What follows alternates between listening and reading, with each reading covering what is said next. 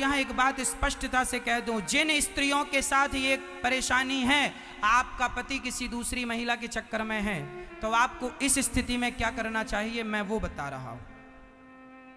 भगवान ना करे ये मुसीबत आप पर आए, पर आ जाए तो क्या करना वो कान खोल के सुन लो। यदि आपका पति किसी महिला के चक्कर में पड़ जाए और आपको पता चल जाए कि इस महिला के चक्कर में पड़ा है, तो पहले उस महिला को प्यार से समझाओ, देख समझ जा, दोबारा मेरे पति की तरफ देखना मत, वार्निंग दे दो। नहीं समझती फिर भी वो आपके पति से मिलना जुलना रखती है, तो उसके घर में घुस के उसकी चोटी पकड़ के घसीट के बाहर निकालो, चप्पलों से पिटाई करो। अब फिर भी तुम्हारा पति ना माने तो फिर पति की पिटाई करो। ये नालायक है, दुष्ट, ऐसे चरित्रहीन के संग रहना पतिव्रता नारी को शोभा नहीं देता। यदि मैं सीता हूं तो तुम्हें भी राम बनना होगा। यदि पत्नी पतिव्रता है तो पति को भी पत्नीव्रता होना चाहिए। सीता को राम ही मिलते हैं, सीता को रावण तो नहीं मिलते। इसलिए समझा दो अपने अपने पतियों को, ठीक ठीक रास्ते पर चला करें, नहीं तो काली बन जाया करो। तुम्हारा भोलापन, यदि तुम दुर्गा हो, यदि तुम अन्नपूर्णा हो, तुम लक्ष्मी हो, तो तुम महाकाली भी हो। अपने रूप को पहचानो। जरूरत पड़ने पर दुर्गा, जरूरत पड़ने पर अन्नपूर्णा, जरूरत पड़ने पर लक्ष्मी और जरूरत पड़ने पर महाकाली का रौद्र रूप ले लिया करो, तब ये सुधरेंगे। तुम्हारे पति लोग नहीं सुधरने वाले नहीं है। हाँ या ना बोलो सही।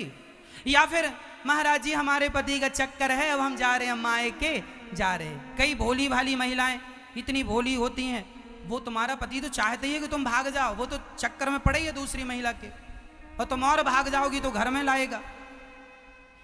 इसलिए कहता हूं जंग छोड़ के भागने से अच्छा है जंग को जीतो। तुम्हारा पति है, यदि रास्ता भटक गया है, उस पति को सही रास्ते में लाना पत्नी का धर्म होता है। बचाओ अपने पति को। मेरी बात सुना देना अपने अपने पतियों को, गलती ना करें, नहीं तुम बोल देना मैं महाकाली बन जाऊंगी। भय बिनु होई न प्रीत, बिना भय के प्रीति नहीं होती। आजकल का पुरुष स्त्री को बहुत सीधा समझता है। वैसे कई स्त्रियां भी पतियों को जमाती रहती हैं, कल ही सज्जन बता रहे थे। हाँ। तो आप लोग वैसे ही देखो, ज्यादा यदि आप लोगों का स्वभाव तेज हो और ज्यादा यदि मारती वारती हो पति को, तो जरा कम कर देना, नहीं तो पति जी कहेंगे महाराज जी हम तो पहले ही पिटते रहे, आप और पिटवाने के चक्कर में हो। हम तो न्याय संगत नीति संगत बात कर रहे हैं। तुम्हारा पति रास्ता भटक जाए उसके लिए दंड है ना। पति पर हाथ उठाने का हमारे सनातन धर्म में कोई विधान नहीं है, पर फिर भी मेरी मैया जैसे तुम्हारे पति माने वैसे पति को मनाओ। यदि नहीं मनाओगी तो घर तो तुम्हारा बिगड़ रहा है कि नहीं। फिर इसलिए राम जी समुद्र के सामने हाथ जोड़ के खड़े थे, मान जाओ समुद्र भैया रास्ता दे दो, मान जाओ। 3 दिन हो गए नहीं आया। राम जी बोले रुक, लाओ धनुष मेरा, और धनुष ला के अग्निबाण चढ़ाया, धनुष कांपता हुआ आ गया, बचाओ बचाओ बचाओ त्राही माम पाही माम। भगवान बोले 3 दिन से हाथ जोड़े खड़े थे, तब खोपड़ी में बात समझ में नहीं आ रही थी। इसलिए कई लोग बातों से नहीं मानते, उनको लाते ही चाहिए। तो जो बातों से माने उन्हें बातों से समझाओ, और जो लातों से माने लातों से समझाओ।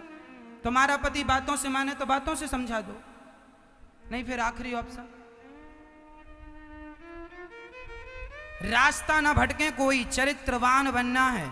ना पुरुष अपने रास्ते से भटके, और ना यदि पत्नी रास्ता भटक जाए, यदि वो अपने पुरुष को धोखा देती है, यदि वो अपने पति को छोड़कर पर पुरुष के साथ जाती है, तो ऐसी पत्नी को पहले समझाया जाए। यदि ना समझे तो ऐसी पत्नी का परित्याग कर दिया जाए। पुरुष के लिए भी वही ऑप्शन, नारी के लिए भी वही ऑप्शन।